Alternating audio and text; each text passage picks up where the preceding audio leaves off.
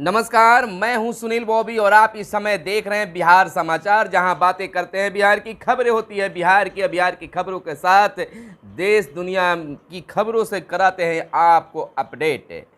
तो आज की बिहार की पहली और बड़ी खबर हम आपको कुछ हेडलाइंस बता देते हैं, उसके बाद आपको सिलसिलेवार ढंग से उसको विस्तार से चर्चा करेंगे।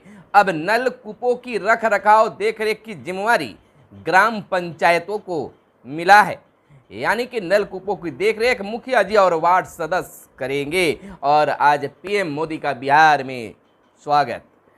राज्य में 2172 किलोमीटर ग्रामीण सड़कें बनेगी, वहीं जमीन का खेसरा नंबर लॉक करा बिचौलियां करा रहे हैं काली कमाई। और जलवायु परिवर्तन से बिहार में बारिश की अवधि भी 15 दिन घटी, यानी कि हाल बेहाल है। और 8वीं के बच्चे हाई स्कूल और +2 करेंगे अकादमिक भ्रमण। और महागठबंधन का महंगाई के खिलाफ प्रदर्शन अब 7 को, तेजस्वी यादव का बड़ा बयान आया है। अब बिहार के मुख्यमंत्री नीतीश कुमार ने कहा है कि मेडिकल कॉलेजों में सुविधाएं न मिलने की होगी अब जांच। और जेईई मेन में पूर्वी चंपारण के आदित्य बने बिहार टॉपर। तो अब आइए जानते हैं पूरी खबर को विस्तार से। हमारे साथ वीडियो के अंत तक बने रहिएगा, हम आपको बताएंगे क्या है खबरें, शिक्षा, रोजगार, ग्राम पंचायतें, वार्ड सदस्य और पंच सरपंच से जुड़ी खबरें, ग्रामीण इलाकों में विकास की क्या है रफ्तार और क्या है बिहार में राजनीतिक हलचलें। उस पूरी खबर को बताने से पहले आपसे आग्रह है कि अगर अब तक हमारे चैनल को आपने सब्सक्राइब नहीं किया है तो चैनल को सब्सक्राइब कर ले, ताकि बिहार की खबरों से अपडेट आप रहें। चलिए खबरों की सिलसिला शुरू करते हैं। भारत 2023 में सर्वाधिक आबादी वाला देश होगा। आपको बताते चले कि भारतवर्ष 2023 में दुनिया के सबसे अधिक आबादी वाले देश चीन को पछाड़कर शीर्ष पर आ गया है आ सकता है। संयुक्त राष्ट्र ने अपनी रिपोर्ट में ये चौंकाने वाला दावा किया है। विश्व जनसंख्या दिवस के मौके पर जारी रिपोर्ट के अनुसार नवंबर 2022 में दुनिया की आबादी 800 करोड़ से अधिक हो जाएगी। संयुक्त राष्ट्र के अनुसार भारत की जनसंख्या अभी 141.7 करोड़ थी। अनुमान है कि भारत की जनसंख्या अगले साल चीन को पछाड़ते हुए 142.9 करोड़ हो जाएगी। चीन की आबादी अभी 142.6 करोड़ है, तो यह एक चिंता का भी विषय बनता है। आपको बताते चले कि राज्य में 2172 किलोमीटर ग्रामीण सड़कें बनेगी। 35 जिलों में 1603 करोड़ लागत से होगा सड़क का निर्माण और 953.15 करोड़ देशांश तो राज्यांश के तौर पर 650.21 करोड़ होंगे खर्च। ग्रामीण कार्य विभाग ने इन सड़कों का जारी किया टेंडर। अगस्त तक टेंडर का निपटारा, बरसात बाद होगा काम शुरू। और पंकज कुमार पाल, सचिव ग्रामीण कार्य विभाग का कहना है कि सड़क निर्माण की प्रक्रिया शुरू कर दी गई है। नियमानुसार टेंडर का निपटारा कर सड़क निर्माण शुरू कर दिया जाएगा, ताकि ग्रामीणों को आने जाने की किसी तरह की परेशानी न हो। यानी कहने का तात्पर्य कि बिहार में 2172 किलोमीटर ग्रामीण सड़कों का निर्माण होगा। ऐसे भी आज वैसा कुछ ही गाँव होंगे जो मुख्य मार्ग से नहीं जुड़ पाए हैं। विकास तो दिखता है भाई। सड़कों के निर्माण के लिए टेंडर जारी कर दिया गया है। अगस्त तक टेंडर का निपटारा भी कर लिया जाएगा। विभाग की कोशिश है कि बरसात बाद इन सड़कों का निर्माण कार्य शुरू हो जाए। और इधर मुख्यमंत्री नीतीश कुमार का एक बड़ा बयान आया है, खास निर्देश कर सकते हैं, खास जांच कर सकते हैं। मेडिकल कॉलेजों में सुविधाएं न मिलने की अब जांच होगी। मेडिकल कॉलेजों में मरीजों को मिलने वाली सुविधाओं की जांच होगी। मुख्यमंत्री नीतीश कुमार ने स्वास्थ्य विभाग को यह निर्देश दिया है। जनता के दरबार में मुख्यमंत्री कार्यक्रम में एक व्यक्ति की शिकायत पर सीएम ने कहा कि यह दुखद होगा कि मेडिकल कॉलेज में मरीजों की जहां जांच नहीं हो रही है। शिकायत थी कि मधेपुरा कर्पूरी ठाकुर मेडिकल कॉलेज अस्पताल में 6 माह से अल्ट्रासाउंड बंद है, ब्लड बैंक चालू नहीं हुआ है, एमआरआई नहीं होती है और विशेषज्ञ चिकित्सकों का अभाव है। तो अब जांच करने का आदेश बिहार के मुख्यमंत्री नीतीश कुमार ने दिया है। सचमुच में अगर इस तरह की जांच होता रहे तो विभिन्न विभागों की कई तरह की कलाएं भी खुल सकती है। इधर बात कर ले श्रीलंका की, तो संकेत है श्रीलंका में पूरी कैबिनेट इस्तीफा देगी। श्रीलंका में जारी संकट के बीच राष्ट्रपति गोटबाया राजपक्षे बुधवार को इस्तीफा देंगे। दूसरी तरफ प्रधानमंत्री रानिल विक्रमसिंघे ने कार्यालय ने सोमवार को कहा कि नई सर्वदलीय अंतरिम सरकार बनते ही पूरी कैबिनेट इस्तीफा दे देगी। और इधर एक खुशी की बात है कि बिहार के लाल ने फिर अपना दिखाया कर्तव्य। जेईई मेन में पूर्वी चंपारण के आदित्य बने बिहार टॉपर। 99.99% अंक आया आदित्य को। बिहार के किसी को 100% अंक नहीं। आपको बता दें कि जेईई मेन का रिजल्ट बीते दिन जारी कर दिया गया है। एनटीए की वेबसाइट पर छात्र रिजल्ट देख सकते हैं। परीक्षा में पूर्वी चंपारण निवासी आदित्य अजय ने 99.99% अंक लाकर बिहार में टॉप किया है। इस बार बिहार से किसी छात्र को 100% अंक नहीं मिले हैं। आदित्य पूर्वी चंपारण के पताही के बेलाहीरम गांव के रहने वाला है। इनके पिता अजय कुमार सरकारी स्कूल में शिक्षक हैं। आदित्य ने तैयारी कोटा से की है। आदित्य की 10वीं तक की शिक्षा रामकृष्ण मिशन विद्यापीठ देवघर में हुई है। आपको बताते चलें कि विधानसभा समारोह में आज प्रधानमंत्री का भव्य स्वागत। देखने लायक बना विधानसभा का वह साज सज्जा। सचमुच में यह ऐतिहासिक पल रहा जहां प्रधानमंत्री का आगमन। आपको बता दें कि अवमानना मामले में विजय माल्या को 4 महीने की सजा और प्रश्न पत्र लीक के मामले में डीएसपी हिरासत में पूछताछ जारी। बीपीएससी 14वें के डीएसपी रंजीत रजक से पूछताछ कर रही है एसआईटी। पेपर लीक में संदिग्ध भूमिका सामने आने के बाद की गई है कार्रवाई। बीपीएससी का मामला है।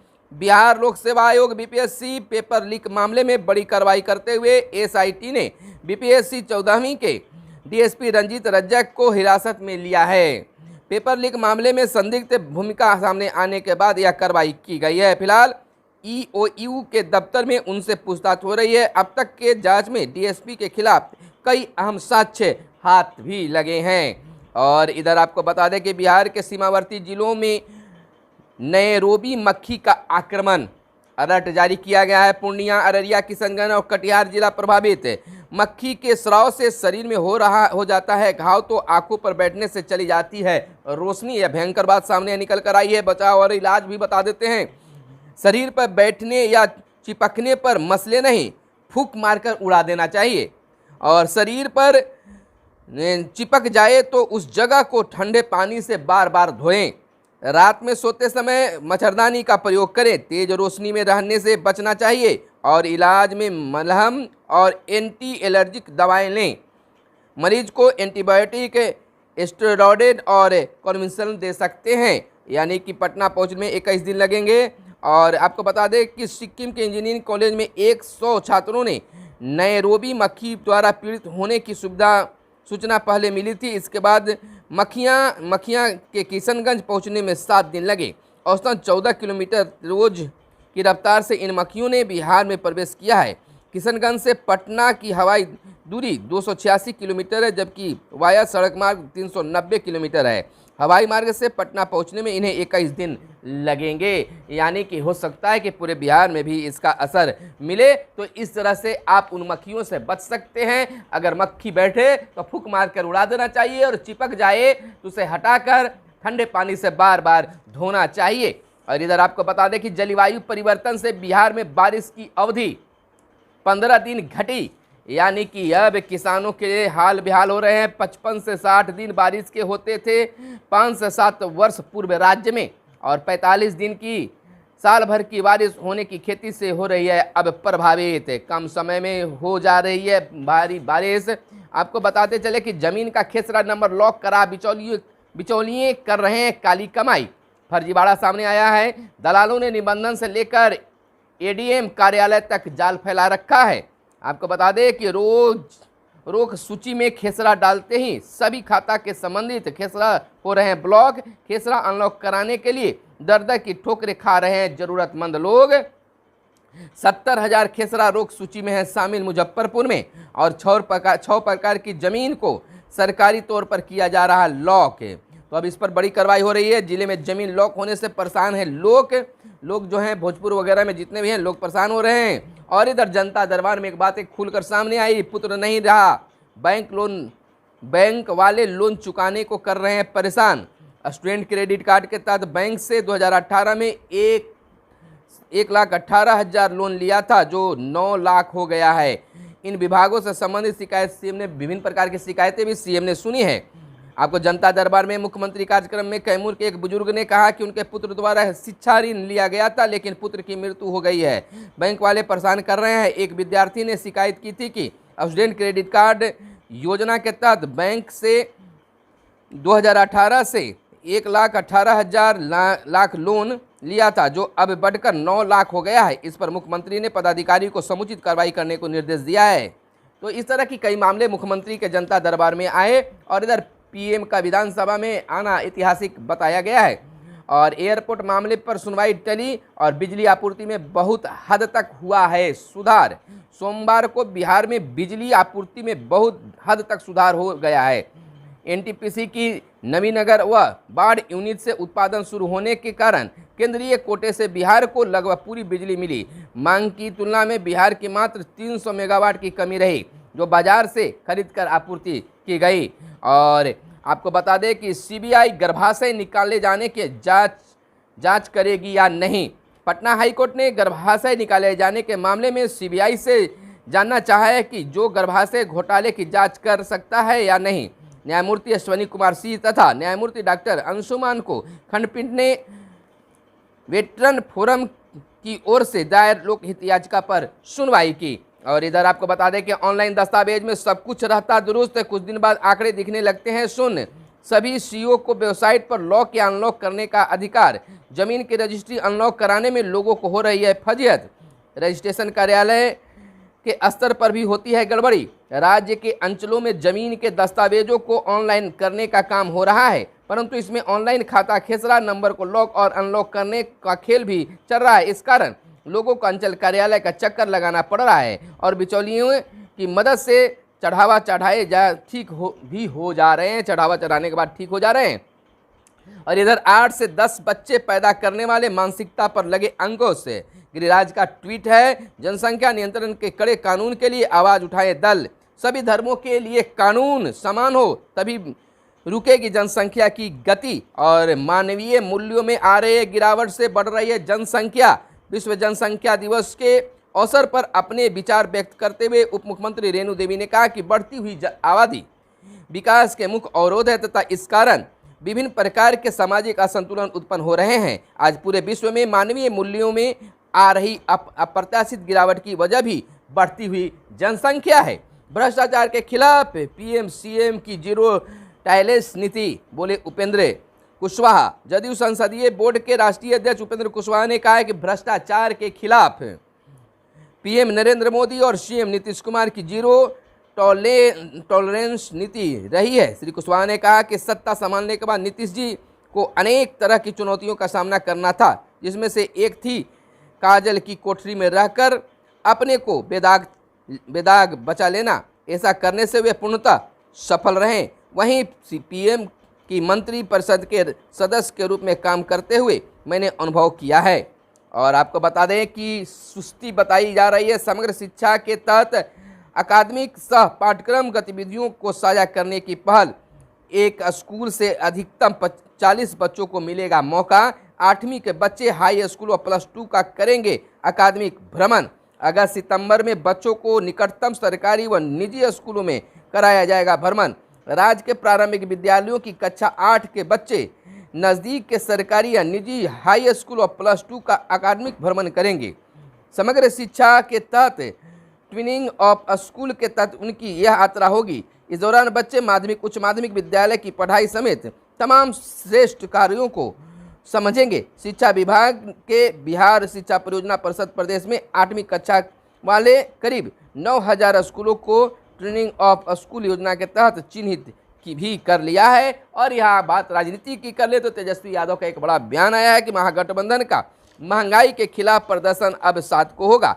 नेता प्रतिपक्ष तेजस्वी यादव ने कहा है कि महागठबंधन द्वारा महंगाई, बेरोजगारी और किसानों की समस्याओं को लेकर जिलों में होने वाले प्रदर्शन अब 7 अगस्त को होंगे।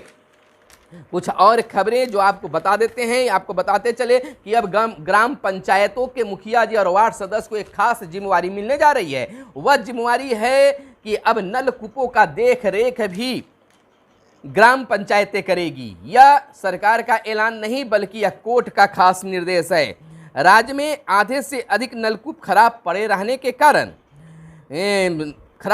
के मामले में पटना हाईकोर्ट ने राज्य के मुख्य सचिव से जवाब तलब किया है। कोर्ट ने मुख्य सचिव को 3 सप्ताह के भीतर विस्तृत हलफनामा दायर करने को आदेश दिया है। न्यायमूर्ति अश्वनी कुमार सिंह तथा न्यायमूर्ति डॉक्टर अंशुमान की खंडपीठ ने विकास चंद्र उर्फ गुड्डू बाबा की ओर से दायर लोकहित याचिका पर सुनवाई की है। यानी कि ग्राम पंचायतों को अब नलकूपों को भी जिम्मेवारी मिलने जा रही है। तो यानी कि अब यहाँ पर मुखिया जी, वार्ड सदस्य और दोनों मिलकर अब नलकूपों का भी देख रेख करेंगे। और इधर बात कर लेते हैं कि नए संसद भवन के शीर्ष पर 950 टन का अशोक स्तंभ का ऐतिहासिक चीज बना है। आपको बता दें कि प्रधानमंत्री नरेंद्र मोदी ने सोमवार को नए संसद भवन के शीर्ष पर कांस्य से बने राष्ट्रीय प्रतीक के चिन्ह अशोक स्तंभ का अनावरण किया। आपको बता दें कि 6.5 मीटर ऊंचा है राष्ट्रीय प्रतीक, 9,500 किलोग्राम वजनी है यह संरचना।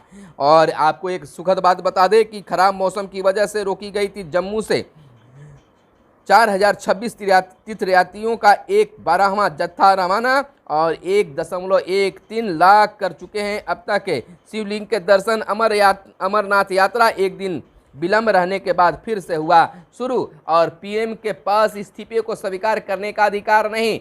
श्रीलंका में संकट की बात है। पलानीस्वामी को अन्ना द्रमुक की कमान। तमिलनाडु के मुख्यमंत्री मुख्य विपक्षी दल में वर्चस्व का जंगपुर में सीएम ओ पन्नीर सेल्वम पार्टी से निष्कासित। और सजा पूरी होने पर ही अब्दुल सलीम को रिहाई कोर्ट का आदेश। देश में 25 राज्यों में आफत बनकर बरस रही है बारिश। और जापान की बात कर लेते हैं तो शिंजो आबे की पार्टी भारी बहुमत से चुनाव जीती। और महाराष्ट्र विधानसभा सुप्रीम कोर्ट ने स्पीकर को फैसला लेने से रोका। तो यह थी आज की खास खबरें। और इधर कुछ खेल की बातें अगर कर लेते हैं तो टीम इंडिया वनडे में भी मैदान मारने को तैयार। और स्पेन ने अंतिम पलों में तोड़ा भारत का सपना। अर्जुन बबूता ने स्वर्णिम निशाना लगा, देश का खाता खोला निशानेबाजी में। और इधर कुछ और बातें, कृषि उपज की कीमत घटने से महंगाई नरम पड़ने के आसार। और मुकेश अंबानी दुनिया के शीर्ष 10 अमीरों के सूची से फिसलें।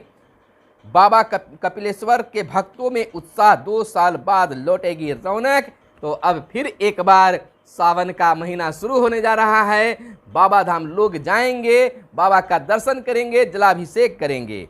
तो आप हमारे साथ बने रहिए, दर्शन भी बाबा का कराएंगे। तो फिर मिलते हैं अगले वीडियो में, तब तक के लिए दीजिए इजाज़त। धन्यवाद। जय हिंद, जय भारत, वंदे मातरम।